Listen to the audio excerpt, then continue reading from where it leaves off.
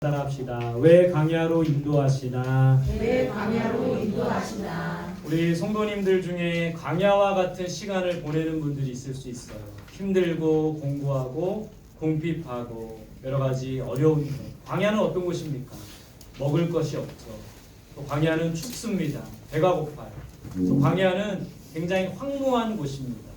그런 시간들을 보내는 분들이 있어요. 오늘 말씀을 통해서 하나님께서 왜 우리로 하여금 광야길을 걷게 하시고 이 광야길을 어떻게 걸어야 되는지 오늘 이 말씀을 통해 좀 살펴보고 싶습니다. 지난주 중에 두 분의 목사님을 만났어요. 한 분은 통화를 했고 멀리 계시기 때문에 통화를 했고 한 분은 직접 만났습니다. 근데 이 목사님들의 이야기를 쭉 들으면서 이분들이 광야의 길을 걷고 계시고 걸으셨구나. 그걸 잘 이겨나셨구나. 그래서 오늘 이 목사님 두 분이 저희 오늘 이 설교하는 이 말씀에 어떤 통찰력을 주셨습니다. 첫 번째 목사님은 손명수 목사님이라는 분이에요. 우리 교회도 한번 오셨습니다. 청년 때 저와 저희 아내를 지도해 주셨던 목사님인데요. 청년 때 저희가 다녔던 부천의 경기도 부천의 복된 교회라는 곳에서 청년부 담당해 주셨던 목사님이세요. 이분이 이제 캐나다로 이제 가셔서 오랫동안 목회를 하십니다. 14년 동안 하셨대요. 처음에는 토론토 장로교회 부목사로 가셨다가 2년간 이제 미국에 유학을 하고 다시 이 교회 담임 목사님으로 가신 거예요. 근데 그놈에 보지만 아주 교회가 멋있는 교회고 50년 이상 된 이 캐나다 토론토에서는 전통이 있고 사람이 많이 모이는 그런 교회 담임 목사님을 하셨습니다. 근데 작년에 저희 청주에 오셔가지고 이렇게 만남을 가졌는데 김 목사 나도 개척을 했어 그러시는 거예요. 그래서 무슨 얘기인 거 들어봤더니 2022년 10월 2일에 교회를 개척하셨더라고요. 이런 큰 교회, 이 한인교회에서는 제법 큰 교회입니다. 담임 목사님을 하시다가 갑자기 난데없이 개척을 하셨다는 거예요. 그 안정된 교회에서 목회를 하시다가 왜 갑자기 교회를 개척하셨나? 그 배경을 들어보니까요. 이런 문제가 있었던 거예요. 동성애 문제. 이 캐나다 사회의 동성애 문제. 캐나다 이 교회 안에 동성애 문제가 있었던 겁니다. 이 목사님이 속하셨던 토론토 한인 장로교회는 캐나다 장로교회 소속이에요. PCC라는 캐나다 장로교회 소속인데 이 교단에서 동성애 결혼을 합법화시킨 겁니다. 또 동성애자 안수, 그러니까 동성애자도 목사님으로 세울 수 있는 안수식을 허용하게 된 거예요. 그래서 이 목사님이 캐나다 장로교회 동성결혼을 인정하고 동성애 목사 안수를 허용한 겁니다. 그러니까 이 목사님의 신앙 양심으로는 받아들이기가 어려웠던 거예요. 그래서 교인들과 함께 기도하며 이제 이 교단을 탈퇴하자. 동성애자를 목사님으로 세우고 또 동성결혼을 합법화시키는 이 교단을 탈퇴하자고 이제 교인들과 함께 기도하면서 몇 주간 설교하면서 탈퇴하기로 작정을 했습니다. 근데 그것을 몇 사람이 틀어버린 거예요. 왜냐하면 이 재산권 문제 때문에 이 재산이 교회의 가치가 재산이 120억 중에 만약에 총회 그 교단을 탈퇴하게 되면 절반을 그 총회에다 줘야 되는 거예요. 그 60억이라는 재산을 뺏길 수 없어서 일부 성도들, 오래된 성도들이 그걸 반대하고 이 목사님을 사임시킨 거예요. 물론 쫓겨나게 쫓아내보낸 거죠. 그래서 이 목사님은 교회를 개척하고 뜻을 함께하는 성도들이 함께하면서 교회를 세웠습니다. 근데 나오실 때 사실 한 푼도 가지고 나오지 않았대요. 120억이라는 재산 중에 한 푼도 가지고 나오지 않고 첫 예배를 이런 캐나다 장례식장 그런 채플실에서 첫 예배를 드렸다고 합니다. 다행히 교회가 금방금방 교회가 성장을 해서 교회 공간도 있고 이렇게 지금 안정된 교회를 꾸려가고 있어요. 작년에 그래도 이 교회가 안정되고 3억 이상의 어떤 그런 흑자를 남겼다고 합니다. 여러분 이런 모습이 곧 한국 교회도 닥친다는 거예요. 6월 달에 이 목사님이 오셔서 우리 충북노회 제가 동성애 대책위원회 서기를 맡고 있는데 이 동성애 대책위원회에서 이 목사님을 모시고 세미나를 하기로 했어요. 앞으로 닥칠 이 한국교회의 현실 또 지금 여러분 이 캐나다를 비롯한 미국의 수많은 교회들이 여러분 우리가 지금 생각할 것은 그래도 이 보수적으로 이 동성애와 잘 싸우고 있는 교단과 교회가 부흥하며 성장하는 거예요. 성도들도 그걸 아는 거예요.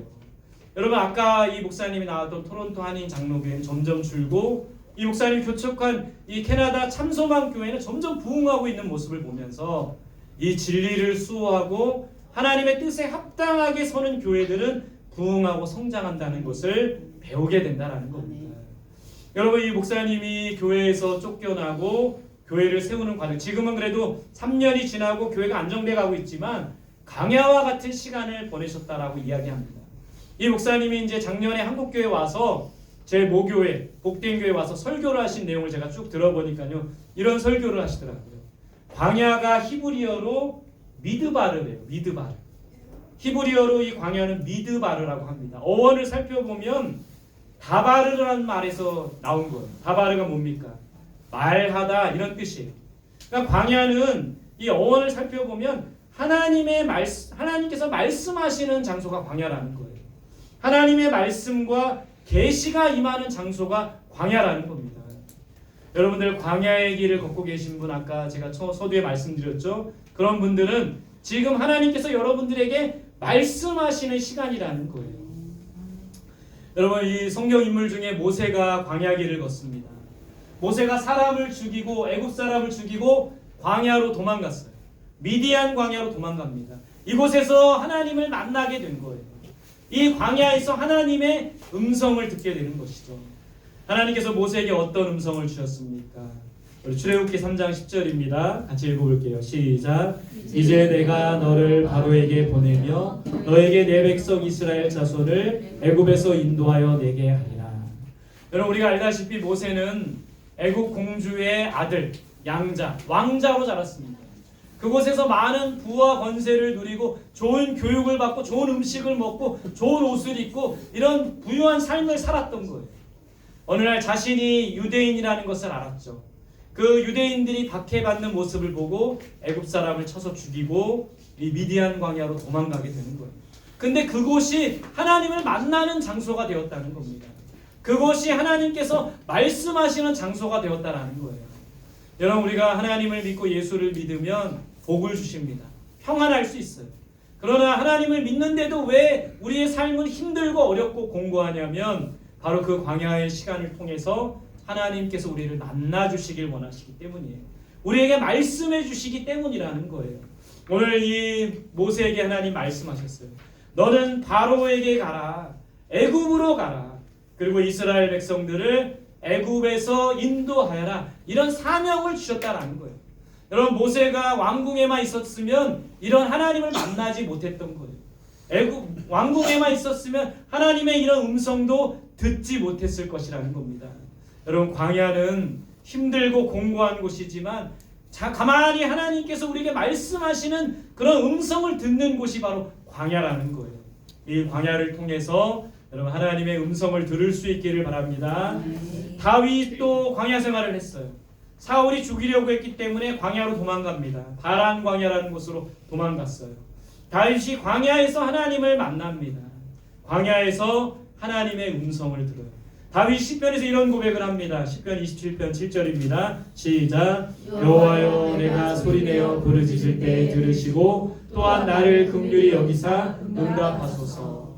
광야 힘든 시간이었지만 이 다윗은 하나님께 기도하고 하나님의 음성을 듣는 삶을 살았던 거예요. 내가 소리내어 부르짖을 때 들으시고 나를 긍휼히 여기사 응답하소서. 이 광야는 힘든 곳이지만 광야를 통해서 하나님을 만나고 하나님의 음성을 들었다라는 거예요. 그렇기 때문에 광야는 하나님을 만나는 장소입니다. 광야는 하나님의 음성을 듣는 장소예요. 여러분들 우리 성도님들 중에 또 우리 청년 청소년들 중에 광야와 같은 시간을 보내고 계십니까? 이 시간에 우리가 할 일은 무엇보다 하나님의 음성에 귀를 기울이고 그 음성을 듣는 거예요. 평상시에는 듣지 못해요. 평상시에는 하나님을 간절히 찾지 않습니다. 평상시에는 하나님께 간절히 부르짖지 않아요. 이 광야라는 곳이 바로 하나님께 부르짖고 하나님을 만나고 하나님의 음성을 듣는 곳이라는 겁니다. 저와 여러분들이 이 광야에서 하나님을 만나고 하나님의 음성을 듣는 우리 모든 성도들이 되시기를 바랍니다. 아멘. 지난주 두 번째 만났던 목사님은 최원성 목사님이에요. 우리가 기도하고 또 후원도 했지만 이 목사님이 큰 교통사고를 작년에 당하셨어요. 차가 완전히 찌그러지고 정말 이 폐차장에서도 이 목사님이 살아난 것이 다행이라고 합니다. 4번의 큰 수술을 받았어요. 장기가 손상이 됐습니다. 그래서 소장을 떼어내고 신장도 한쪽 떼어내고 횡격막이 찢어져서 봉합 수술을 하고 또 많이 이 장기가 파손됐기 때문에 이 소관이 오염되고 막 염증이 있고 지금도 굉장히 힘들어하시는 상태예요.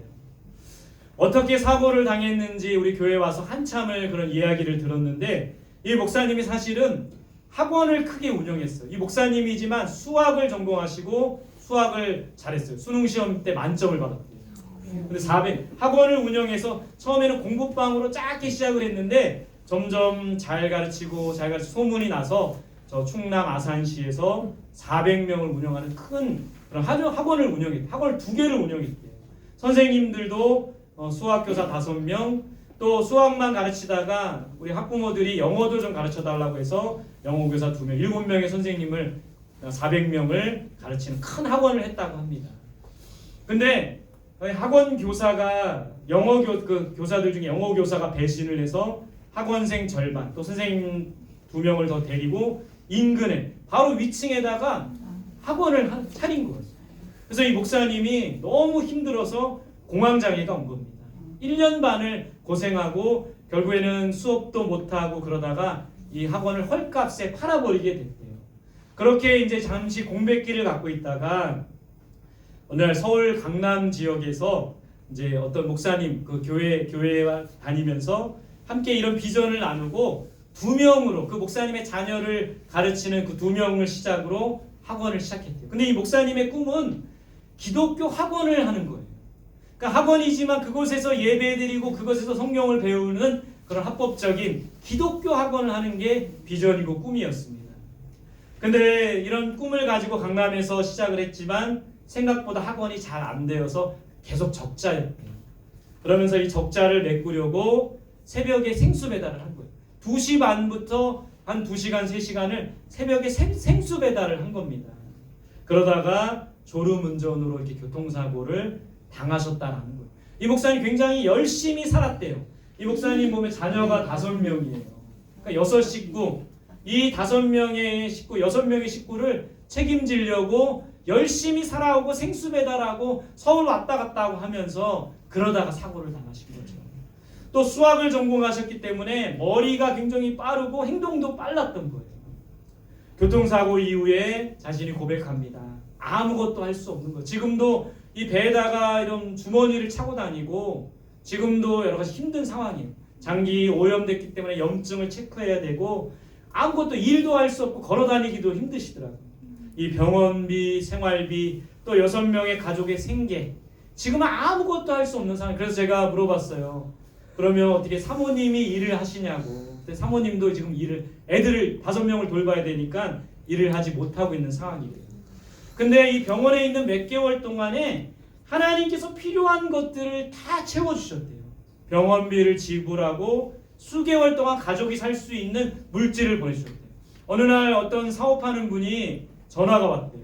전화가 와서 제가 그 상황을 쭉 들어보니까 이 사업하시는 그 사장님 30대 중반의 사장님인데 이분도 어렸을 때 아버지가 이렇게 교통사고로 병원에 계셨던 거예요. 그래서 이분이 신앙도 별로 없는데 이런 기도를 했대요. 하나님, 우리 아버지 병원비를 보내주시면 눈먼 부자를 보내주셔서 이 병원비를 좀 채워달라고 기도했는데 정말 기적적으로 누가 그걸 보내준 거예요. 그래서 그 빚진 마음으로 이 목사님의 소식을 듣고 전화를 해서 목사님 제가 계좌를 번호 알려주시면 돈을 보내드리겠다. 그래서 이 목사님이 감사하다고 통장을 확인했는데 처음에 1,000만 원인 줄 알았대요. 근데 공이 하나 더 붙여져 있어요. 1억을 보내주신 거예요. 사업하시는 분이. 이 목사님이 고백하는 게 뭐냐면 내가 수학학원 하면서 6 식구를 돌보고 또 내가 생수 배달하면서 이 가정을 책임지려고 했을 때는 정말 200만 원, 300만 원 벌기도 힘들었는데 하나님이 일하시니까 1억이 그냥 한 번에 통장에 들어오게 된다는 것을 보면서 하나님이 일하셔야 되는구나. 하나님이 역사하셔야 되는구나. 하나님이 함께 하셔야 되는구나, 이것을 깨닫게 되었다고 합니다.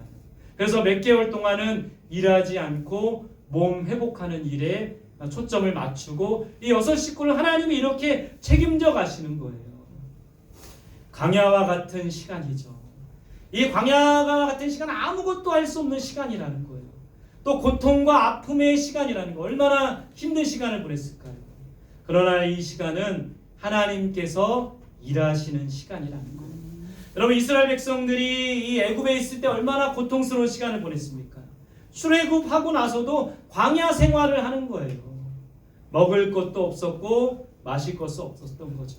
근데 하나님께서 하늘에서 만나와 메추라기를 하나님의 방법으로 하나님이 일하시기 시작한 거죠. 하늘에서 만나를 주시고 하늘에서 메추라기를 주시고 반석을 쳤더니 반석에서 물이 나오게 하셨던 하나님의 은혜가 임했던 곳이 바로 광야입니다. 여러분, 광야라는 곳은 넓은 들판이죠. 적들이 쳐들어오면 숨을 곳이 없는 곳입니다. 그러나 하나님께서 적들로부터 안전하게 이스라엘 백성들을 지켜주셨다는 거예요. 전쟁에서 큰 승리를 경험하게 하셨다는 거죠. 광야는 어떤 곳이에요?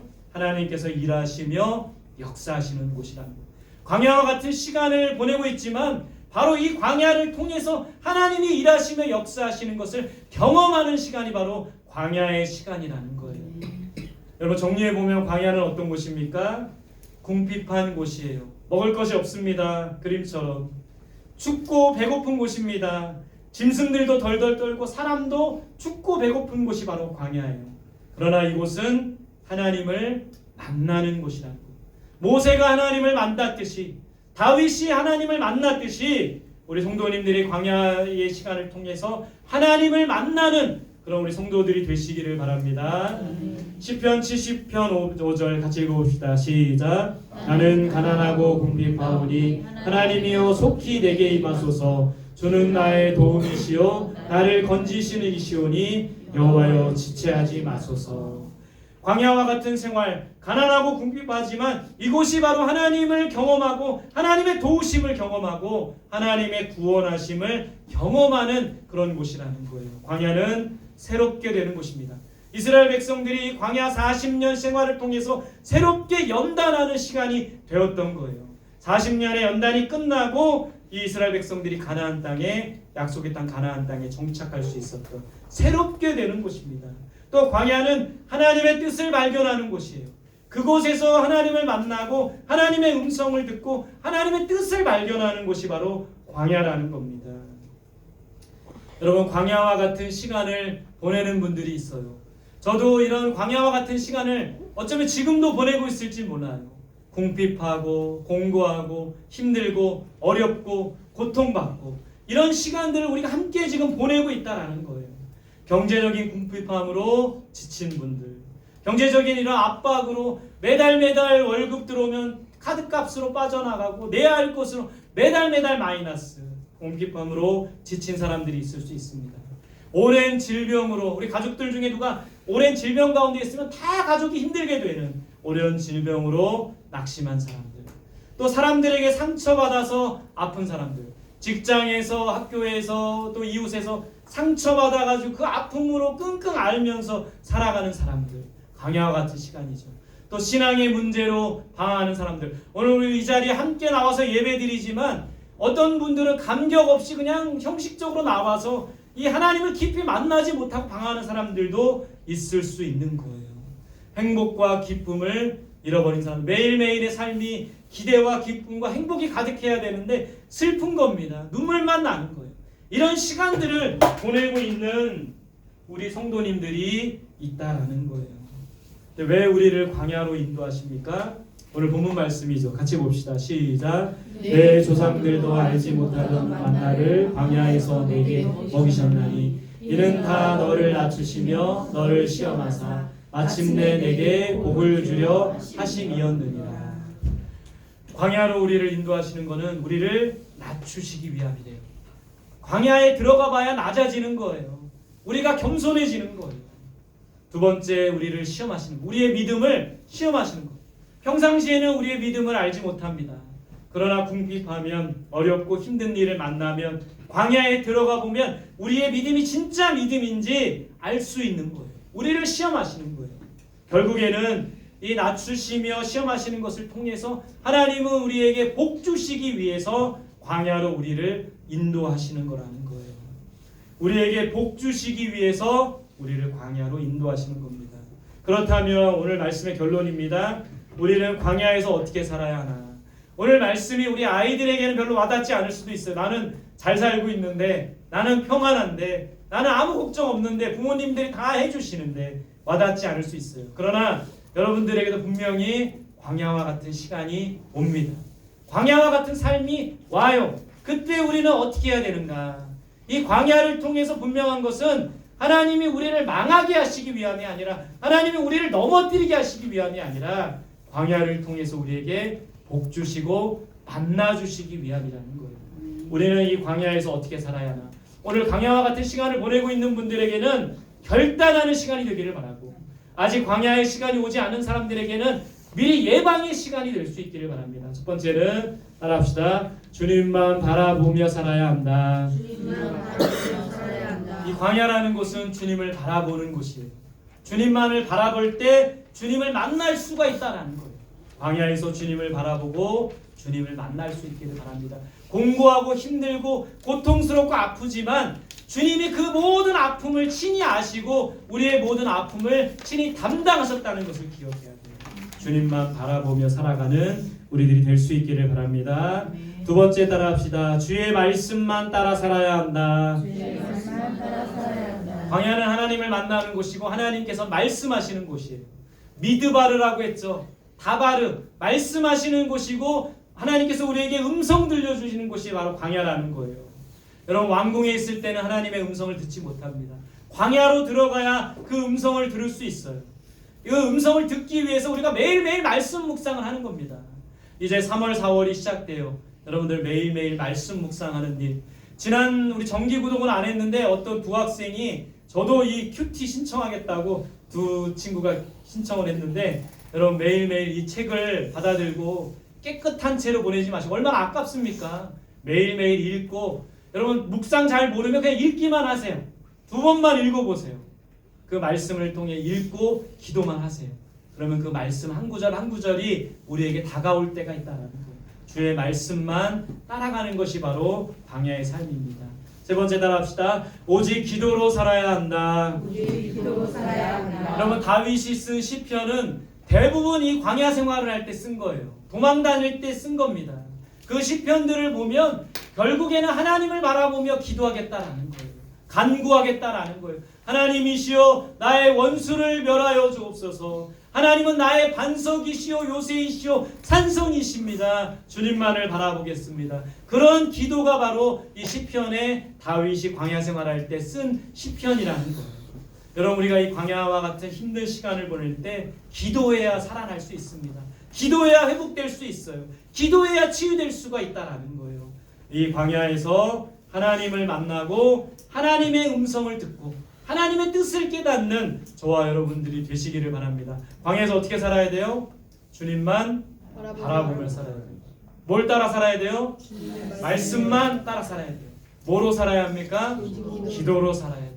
말씀과 기도, 주님만 바라보는 삶, 매일매일 말씀 묵상하는 삶, 저와 여러분들이 그렇게 살아가심으로 이 광야로 우리를 인도하신 하나님의 뜻을 깨닫고 사명을 깨닫고 다시 하나님 앞에 굳게 설 수 있는 저와 여러분들이 되시기를 간절히 소망합니다. 아멘. 우리 함께 찬양하며 기도하겠습니다. 주나를 광야로 이끄실 때, 우리 작년에 많이 불렀던 찬양이죠. 하나님께서 우리를 광야로 이끄시는 이유가 있어요. 우리를 낮추시고 우리를 겸손하게 하시고 결국에 우리에게 복 주시기를 원하시는 하나님의 은혜를 생각하며 우리 같이 찬양하며 기도하며 나아가겠습니다. 주 나를 광야로 이끄실 때 기쁨으로 나아가리만 진실하신 주실 때 사랑의 시간 골짜기로 나는 두렵지 않네. 주 나와 항상 함께 하시네. 주 나를 광야로 이끄실 때 주 나를 광야로 이끄실 때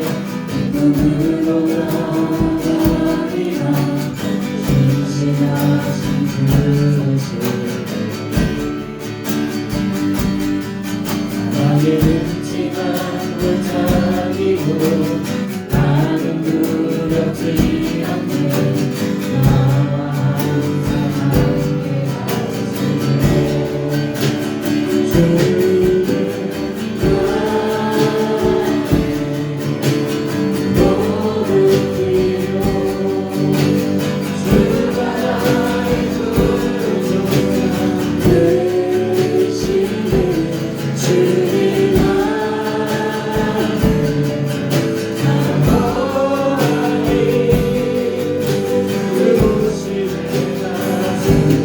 주님 다시 한번 찬양합니다. 나를 반겨놓은 그 시대 기쁨으로 나아가리라. 신실하신 주신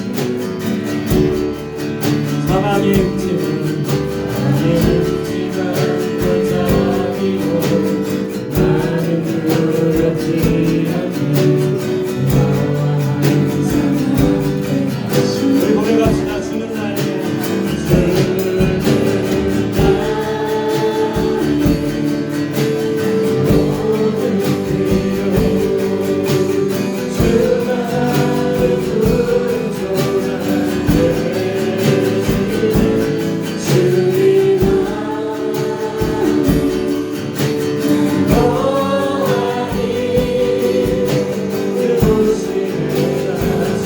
우리 자리에서 일어나서 찬양합시다. 주는 나의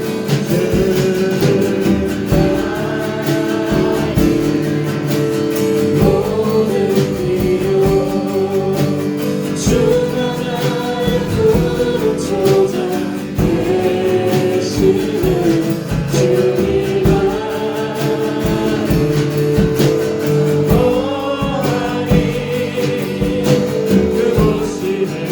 우리 두 손 높이 들고 찬양합니다. 우리의 필요를 채우시는 주님을 찬양합니다.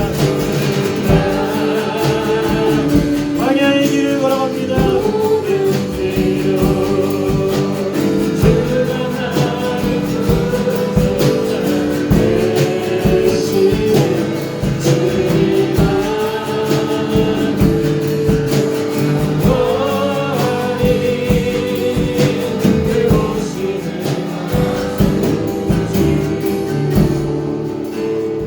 두 손 모으고 함께 기도합시다.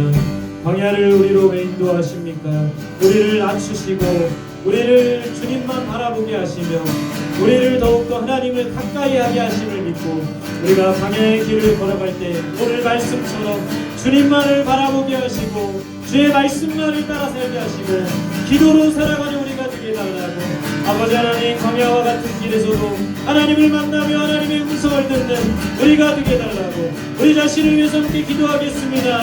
우리 주 한번 부르고 기도합니다. 주님 모든 필요 주가 나의 구주자 되시네. 주님만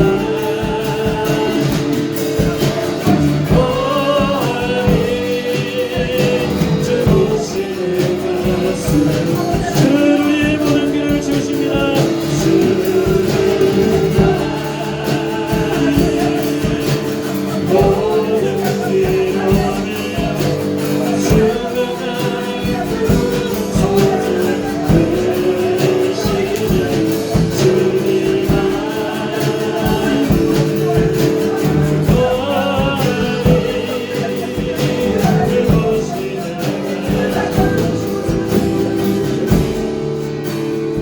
우리 한 번 더 기도할 때 옆 사람 손잡고 기도합시다.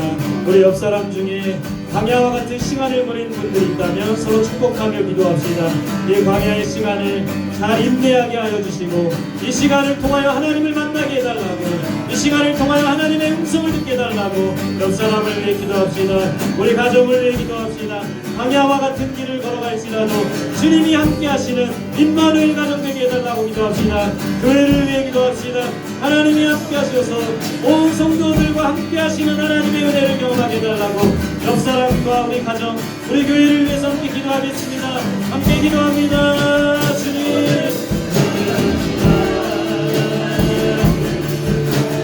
모든 길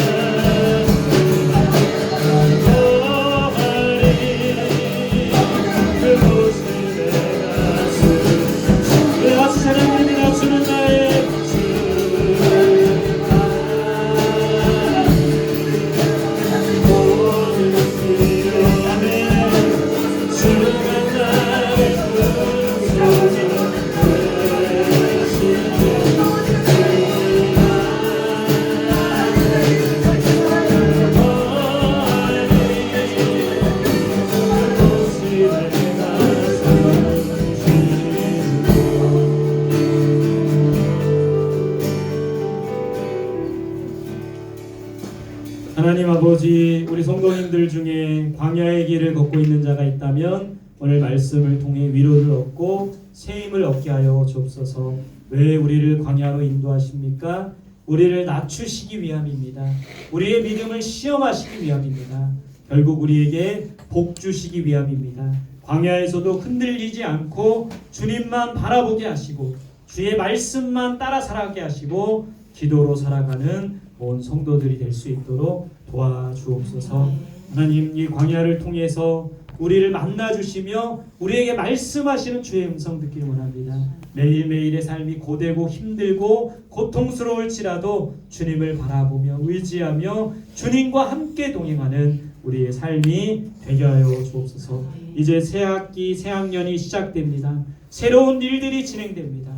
우리 하나님 함께 하심으로 어떤 상황과 환경에서도 주님과 함께 걸어가는 우리의 삶이 되게 하여 주옵소서. 감사드리며 예수님의 이름으로 기도드립니다. 아멘.